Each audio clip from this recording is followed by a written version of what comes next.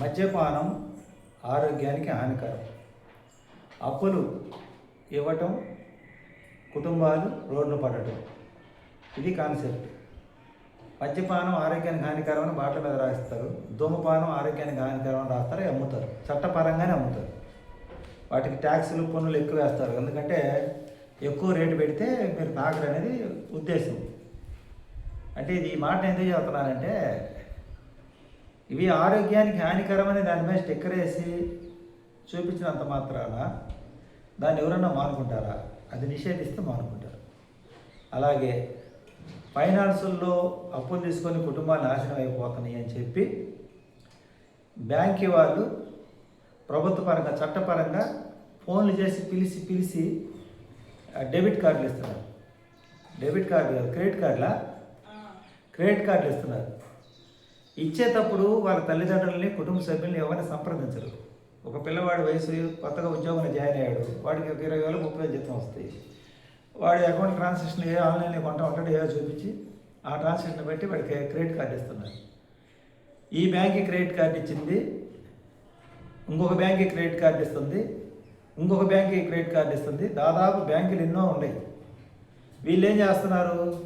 తెలిసి తెలియని వయసు సరదాగా తీర్చొచ్చాలని చెప్పి ఫస్ట్ ఒక బ్యాంకులో క్రెడిట్ కార్డు తీసుకుంటారు. ఆ ఫస్ట్ ఒక 1,00,000 రూపాయలు ఎంతో పరపతి పుట్టిన వాడికి వీళ్ళ జీతం వచ్చిన కాడికి ఇంట్లో చెప్పకుండా బండ్లు కావాలో, ల్యాప్టాప్ కావాలో, ఫోన్లు కావాలో కొనేసుకుంటారు. ఆ తప్పే చేసేది వీళ్ళు ఫస్ట్. ఇంకా తర్వాత ఆ విషయం ఇంట్లో తెలిస్తే తల్లిదండ్రులు, నేను కష్టపడి చదివించామరా, నువ్వు ఉద్యోగం చేసుకున్నప్పుడు ఇంట్లో అయిపోగా ఈ కొత్త అప్పులు ఏమైనా అరుస్తారని చెప్పి తల్లిదండ్రులు చెప్పకుండా వీళ్ళు చేసే పొరపాటింది ఇంకొక బ్యాంక్కి లేకుండా ఓపెన్ చేసి ఇంకొక ఫోన్ నెంబర్తోనో ఏదో క్రెడిట్ కార్డు ఇస్తారు. వాళ్ళు అప్పిస్తారు, అది తీసుకొచ్చి దీనికి కడతారు. ఇప్పుడు ఈ రెండింటికి డబ్బులు కట్టాలంటే తల్లిదండ్రులు అడుగుతూ ఉంటారు, నాన్న నీ డబ్బులు నీకు సరిపోతున్నాయి, సరిపోతున్నాయి, బాగానే ఉంటే మాకు సరిపోతున్నాయి అంటూ ఉంటారు. ఇలా ఇప్పుడు ఇంకా స్ట్రెస్ ఎక్కువైంది. ఇంకా ఇప్పుడు ఈ 2 బ్యాంకుల వాళ్ళు ఫోన్ చేసి అడుగుతుంటారు డబ్బులు. ఇంకా తర్వాత ఈ ట్రాన్సాక్షన్స్ పెంచే కొద్దీ ఈ ఆన్లైన్లో అయ్యి కొంటా, ఫోన్లు కొంటా, కడతా చేస్తా 3వ బ్యాంకులో మళ్ళీ క్రెడిట్ కార్డు తీసుకుంటారు. 3వ బ్యాంకు కూడా ఇస్తుంది. అసలు వీళ్ళు ఎలా ఇస్తారో నాకు అర్థం కావటం లేదు. ఇప్పుడు ఈ పిల్లవాడు ఎప్పుడైతే ఈ క్రెడిట్ కార్డులో డబ్బులు తీసుకొని, క్రెడిట్ కార్డా డెబిట్ కార్డు అమ్మాయి, క్రెడిట్ కార్డే కదా, ఈ క్రెడిట్ కార్డు డబ్బులు తీసుకొని ఎప్పుడైతే కట్టలేదో అసలు వాళ్ళ తల్లిదండ్రులు ఎవరు, వాళ్ళు ఎక్కడ ఏంది అని కనుక్కొని ఫోన్ చేస్తున్నారే, అడ్రస్లు ఎత్తుక్కొని వస్తున్నారే. మరి ఇచ్చేటప్పుడు ఎందుకు వెళ్ళి ఒక మాట అడగకూడదు, మీ అబ్బాయి ఇట క్రెడిట్ కార్డుకి అప్లై చేశాడయ్యా, ఇట అప్పు తీసుకుంటున్నాడు, మీరు షూరిటీ ఏమైనా పెడతారా అని అడగాలి కదా తల్లిదండ్రుల్ని. వాళ్ళు అడగరు. తర్వాత అన్ని ఇచ్చేసిన తర్వాత వాళ్ళ జీతాన్ని, ఉద్యోగాన్ని చూసి మేము ఇచ్చామంటున్నారు కదా, ఇచ్చినప్పుడు మరి వాళ్ళ దగ్గర వసూలు చేసుకోవాలి. మీరు ఏ ఉద్యోగాన్ని ఇచ్చారో చట్ట ప్రకారం అక్కడ వసూలు చేసుకోవాలి. తల్లిదండ్రులకి ఫోన్లు చేసి మీరు ఇచ్చే ఇన్ఫర్మేషన్ తెలియాలి కదా తల్లిదండ్రులకి.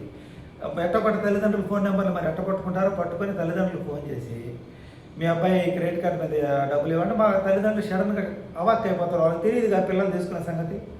పిల్లలు అంటే చిన్నపిల్లలు కాదు, మేజర్లు అయ్యి ఉద్యోగాలు చేసుకొని మీసాలు గడ్డాలు ఇచ్చి, మామూలుగా మా రోజులైతే పెళ్లి చేస్తే ఆ వయసుకి దాదాపు 2-3 పిల్లలు స్కూల్కి పోయే పిల్లలు ఉంటారనమాట. వీళ్ళు ఈ విలాసాలకు అలవాటు పడి మొదట చేసిన తప్పునికి సరిదిద్దడానికి 2వ తప్పు, దాన్ని సరిదిద్దడానికి 3వ తప్పు, ఇన్ని తప్పులు వీళ్ళు చేస్తుంటే ఆధార్ కార్డు కొట్టి చూసుకుంటారు కదా బ్యాంకీలో. ఇతనికి గతంలో ఏ బ్యాంకులో క్రెడిట్ కార్డు తీసుకుంటాడు, అవి కట్టకుండా మాకెట్ట కడతారు అని ఆలోచన ఉండాలా లేదా? ఈ ఇంత సిస్టమ్ ఏం జరుగుతుంది? నాకేం పెద్ద చదువు లేదు, నేను అడుగుతున్నా. ఇంతకుముందు ఫైనాన్స్ తప్పిస్తే ఇంకో ఫైనాన్స్ వాళ్ళు ఇవ్వరు. ఎందుకంటే నువ్వు అక్కడ అప్పు తీసుకున్నావు, అది నువ్వు నీకు వచ్చే సంపాదనకి ఎలా కడతావు మరి ఈ బ్యాంకు వాళ్ళు ఆ బ్యాంకు వాడు ఇస్తాడు, వాడికి తెలియకుండా ఈ బ్యాంక్ వాడు ఇస్తాడు, ఈ బ్యాంక్ వాడికి తెలియకుండా ఆ బ్యాంక్ వాడు ఇస్తాడు. వీళ్ళందరూ ఎలా ఇస్తున్నారు? 4-5 బ్యాంకుల్లో 10,000 ఒక చెప్తున్నాడు, మన నాకు 10 బ్యాంకుల్లో క్రెడిట్ కార్డులు ఉంది బాకీ అని. సరే మీ అంతటా మీరు అప్పులు ఇచ్చేసి వాళ్ళని చెడగొట్టింది కాక మళ్ళీ తల్లిదండ్రులకు ఫోన్ చేసి మీ కొడుకు కాదా, మీకు సంబంధం లేదా అంటే మీరు చెప్పేటప్పుడు అని చెప్పి ఇచ్చారా తల్లిదండ్రులకి ఏమన్నా? ఇది ఎంతవరకు రీజను? ఆ తల్లిదండ్రులకి బీపీలు షుగర్లు ఆల్రెడీ వీళ్ళకి పెద్దలు చేసి వీళ్ళ ఉద్యోగాలు తెప్పించి వాళ్ళకు దారిలో పెట్టడానికి వాళ్ళకి బీపీలు షుగర్లు వస్తాయి మధ్యతరగతి కుటుంబాలు. మీరేమో విచ్చలవిడిగా క్రెడిట్ కార్డులు ఇచ్చేసి వాళ్ళకి అప్పులు అలవాటు చేసేసి విలాసాలు అలవాటు చేసి ఆఫర్లు ఈ ఆఫర్లు అంటే వాళ్ళకి తెలిసి తెలియని వయసులో చిన్నతనం నుంచి మధ్యతరగతి కుటుంబాలు బాధపడి సౌఖ్యాలు లేక ఒక్కసారిగా సౌకర్యాలు వచ్చేసరికి వాళ్ళకి కావాల్సిన ఫోన్లు ల్యాప్టాప్లు అవసరం లేని వస్తువులకి అన్నింటికి డబ్బులు ఖర్చు పెట్టేసి అప్పులైపోయి తీరా చూసుకునే 5-6 సంవత్సరాలు అట్టి కృషి చేశారు అయ్యారు 10 లక్షలు 7 లక్షలు 8 లక్షలు 10 లక్షలు అయ్యి తల్లిదండ్రులకు ఫోన్లు చేసి తల్లిదండ్రులకి భయపెడితే అట్లా బ్యాంక్ ఎవరు ఏ షూరిటీ మీద ఇచ్చారు మీరు? పిల్లలు ఉద్యోగాలు చూసి వాళ్ళకే మీరు పర్సనల్గా లోన్ ఇచ్చారు. మరి తల్లిదండ్రులకి ఏం సంబంధం ఇక్కడ? మీరు తల్లిదండ్రులు చెప్పి తల్లిదండ్రులకి షూరిటీ తీసుకొని మీ అబ్బాయి ఇలా లోన్ తీసుకుంటున్నాడు, మీరు షూరిటీ ఇచ్చేపనికి ఇస్తామంటే తల్లిదండ్రుల రెస్పాన్సిబిలిటీ. ఇది ఏమి న్యాయం చెప్పండి, నాకు అర్థం కాలేదు. ఇది అసలు చట్టపరంగా ఇది న్యాయమేనా? అప్పుడు ఆ తల్లిదండ్రులు చచ్చిపోవాలా? వాళ్ళు ఏదో రోజువారీ కూలీలు చేసుకుంటా వీళ్ళని చదివిస్తున్నారు. ఆ ఫీజు రిమేమెంట్ ఉంటుంది కాబట్టి ఇంజనీరింగ్ అయ్యే ఫీజు రిమేమెంట్ చదివిస్తారు. ఈ పిల్లల్ని ఆ కాలేజీ జరిగి ఆ పెద్ద కాలేజీలో చేరి ఆ ధనవంతుల పిల్లలతో అలా స్నేహాలకు అలవాటు పడి మనం కూడా ఇలా బతకాలి కదని చెప్పి వాళ్ళకి అని టైంలో మీరు అప్పని అవకాశాన్ని మీరు సులభంగా క్రెడిట్ కార్డుని ఇస్తే వాళ్ళు విలాసానికి అలవాటు పడక ఏం చేస్తారు? ఇట్లా యువతని నాశనం చేస్తున్నారని నేను అంటా. ఎందుకంటానంటే మీరు అసలు ఏ షూరిటీ లేకుండా ఏమి లేకుండా ఎట్ట పడితే అట్లా క్రెడిట్ కార్డు ఇచ్చి ఒక బ్యాంకులో అప్పు ఉంటే అది చూసుకోకుండా ఇంకో బ్యాంకు కూడా ఇచ్చి ఇంత టెక్నాలజీ మీ వాళ్ళ కొడుకు అప్పు చేసినప్పుడు అది వాడు సమాధానం చెప్పకపోతే తల్లిదండ్రులకి ఫోన్ నెంబర్ ఎట్టకట్ట కొట్టుకొని వాళ్ళు ఎక్కడున్నా సరే వాళ్ళ ఇంటికి అడ్రస్ వచ్చి ఇంత టెక్నాలజీ మీరు ఉన్నప్పుడు ఇచ్చే ముందు ఎందుకు అప్పు ఇచ్చే ముందు ఎందుకు అడగరు? తల్లిదండ్రుల దగ్గర ఎందుకు షూరిటీ తీసుకోరు? మీ అబ్బాయి కట్టకపోతే రేపు మీరు కడతారని. ఇది మీరు ఇచ్చేటప్పుడే మీ ఇష్టానుసారం ఇచ్చుకొని తర్వాత కట్టమంటే తల్లిదండ్రుల దగ్గర ఉండవు. ఎక్కడి నుంచి వస్తే డబ్బులు ఎప్పటికప్పుడు పని చేసుకునే వాళ్ళే తల్లిదండ్రులు. వాళ్ళకి తిరిగి జరగదు. ఈ పిల్లలు చదివించారు వాళ్ళ పని అయిపోయింది. వాళ్ళు ఉద్యోగాలు చేసుకుంటే వాళ్ళ ఖర్చులు వాళ్ళు సరిపోక మీరు ఇచ్చే అప్పులతో జలసాలు చేసి విలాసాలు చేసి దానికి బాధ్యులు తల్లిదండ్రులు అంటే ఎంతవరకు కరెక్ట్ చెప్పండి? కామెంట్ చేయండి దీని కింద. ఎందుకంటే ఇది ఒక కుటుంబ సమస్య కాదు. ఇది కాని రాకుండా పిల్లల్ని పాడు చేస్తున్నారు ఈ బ్యాంకు వాళ్ళు. ఈ కుటుంబాలను పాడు చేస్తున్నారు ఈ కార్డులు ఇచ్చి, క్రెడిట్ కార్డులు ఇచ్చి.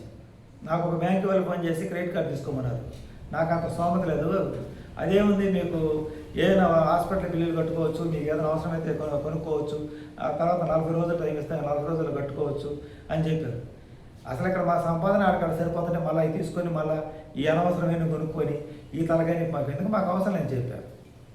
కానీ ఈ పిల్లలకి తెలియకుండా ఇలాంటి తప్పులే చేస్తున్నారు. తల్లిదండ్రులు అడిగితే వాళ్ళు చెప్పరు. వాళ్ళు మొదటి తప్పులే చెప్తే తల్లిదండ్రులు సరిదిద్దుతారు. కానీ వాళ్ళ హీరోయిజం మీద తల్లిదండ్రులు చెప్తే వీళ్ళకి గౌరవం, ఉద్యోగం చేసుకున్న డబ్బులు ఖర్చు పెట్టుకుంటే ఈ డబ్బులు ఏం చేసామని ప్రశ్నిస్తారని తప్పుల మీద తప్పులు చేసి లాస్ట్కి ఏం చేస్తున్నారు? ఇక్కడ 2 పాయింట్లు ఉంటాయి. ఒకటి, వీడికి జీతం పెరిగినా జీవితాంతం ఈఎంఐలు కట్టుకోవాలి. ఆ సమయంలో దాన్ని సరిదిద్దడానికి ఏం చేస్తాడు? మళ్ళీ పెళ్ళి అంటారు. ఆ పెళ్ళి అనే అత్తగారు వీడి జీతం చేసి పెళ్ళిని ఇస్తారు. కానీ వీడి వెనక అప్పు అయితే చూడరు. అత్తగారు వీడి జీతాన్ని ₹1,00,000 అని అప్పిస్తారు అని పిల్లనిస్తారు. కానీ ఈ అప్పు 10 లక్షలు ఎంత ఉంటుంది కదా, 10 లక్షలు 12 లక్షలు 15 లక్షలు ఉంటుంది కదా. ఆ తర్వాత దానికి వచ్చే వడ్డీ, తర్వాత పెళ్ళి అయిన తర్వాత ఈ స్ట్రెస్గా ఫీల్ అవుతుంటాడు, చికాకు పడుతుంటాడు. ఆ చికాకు ఎందుకు చికాకు పడుతున్నాడు అడిగితే అప్పు అని చెప్తే మరే నువ్వు అప్పేం లేదు నాకు ఉద్యోగం ఉందని చెప్తే పిల్లనిచ్చామని చెప్పి వాడు తల్లిదండ్రులు ప్రశ్నిస్తారు, వీడిని ప్రశ్నిస్తారు. అప్పుడు వీడి కోపం వచ్చి ఏదో ఒకటి అంటారు, ఆ అమ్మాయి పుట్టింటికి వెళ్ళిపోయింది. అక్కడ గొడవలు, మళ్ళీ కోర్టులు, కేసులు, ఈ పంచాయతీలు. ఇదే కదా జరుగుతుంది నేటి యువత. మీకు చదివేస్తూ నమ్మతిపోయిందని బాగా చదువుకొని ఉద్యోగాలు చేసుకొని హ్యాపీగా బతకమని తల్లిదండ్రులు చెప్తే ఆ తల్లిదండ్రులకి మీరు రూపాయి తిరిగి ఇవ్వకపోగా మీ డబ్బులు మీరు ఖర్చు పెట్టుకుని అవి సాలక మీరు ఇంకా అప్పులు చేసి మీరు అప్పులు చేస్తే ఆ బ్యాంక్ వాళ్ళు తల్లిదండ్రులకు ఫోన్ చేస్తే వృద్ధాప్యంలో అనారోగ్య సమస్యలు వాళ్ళు చూసుకుంటారా? కుటుంబ సమస్యలు, భార్యకి ఆరోగ్యం బాగలేక, తండ్రికి ఆరోగ్యం బాగలేక అవి చూసుకుంటాడా? లేకపోతే మీ అప్పులకి మళ్ళీ లేనిపోయిన కొత్త టెన్షన్తో ఏదైనా చేసుకొని చచ్చిపోతారా? ఇది కాంద్రానేటువంటి వ్యవహారం.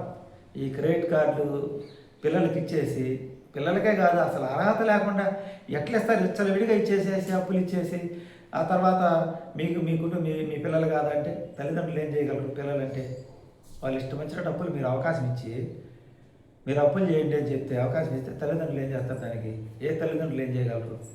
అదే తండ్రి అప్పు చేసి పిల్లల్ని కట్టమంటే కడతారా? అయ్యే పనేనా?